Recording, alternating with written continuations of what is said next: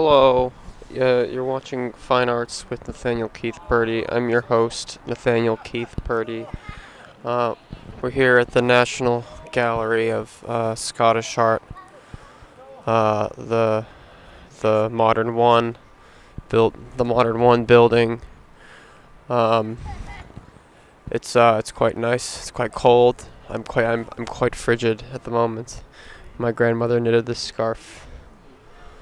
So I'm going to be taking you around to some of the nice pieces out here for you to see and for me to review. In particular, today I'll be assessing whether this art is good or bad. In the foreground, you can see a Henry Moore bronze. It's quite a nice sculpture, one of my favorite ones here.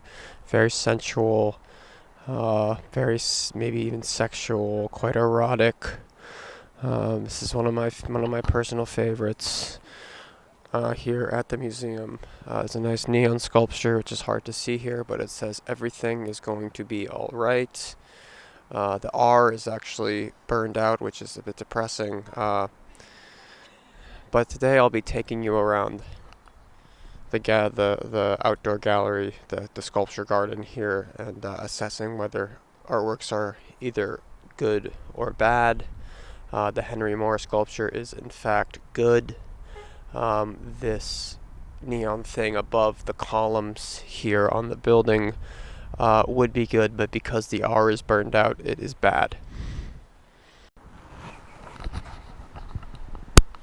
This is quite a nice land-form sculpture you can see in the background here. That's those lumps.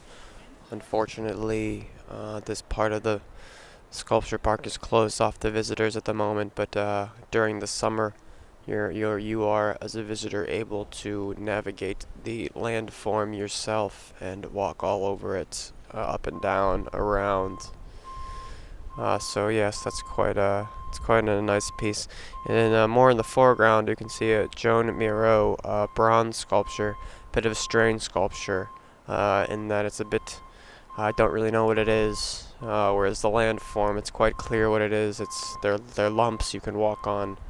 I understand that. I don't understand the Miro sculpture, but they're both quite nice. They're both good art. They're both really good to look at and to walk around. So they're good.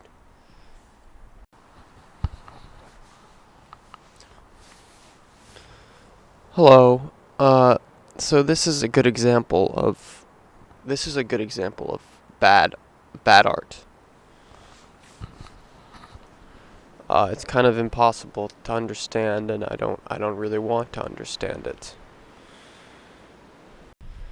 This tree we see in the foreground is a great example of a tree. The bark is really twisting to the upwards and towards the left in a very nice fashion.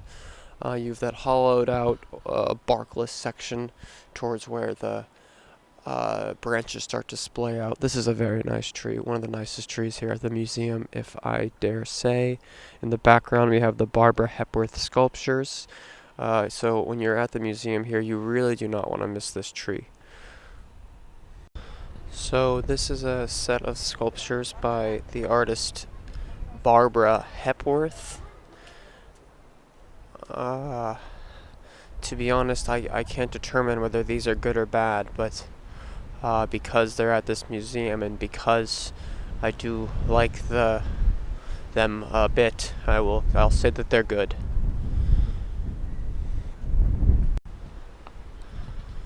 My grandmother on my father's side, her best friend at the nursing home is named Barbara, and we still visit her about once or twice a year, mostly my father. She's quite a nice woman.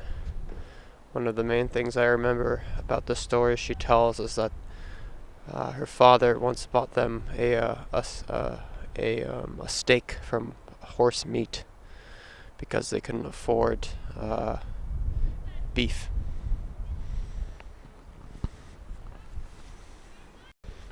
This sculpture is by artist Anthony Caro.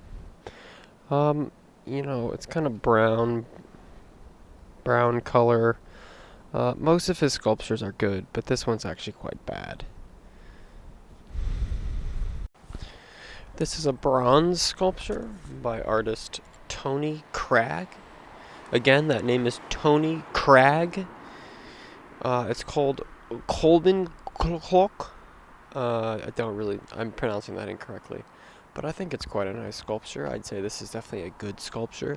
I'd like it more if it was a bit bigger and I could get inside of it. I feel like it would be a sort of submarine or perhaps even a sort of womb.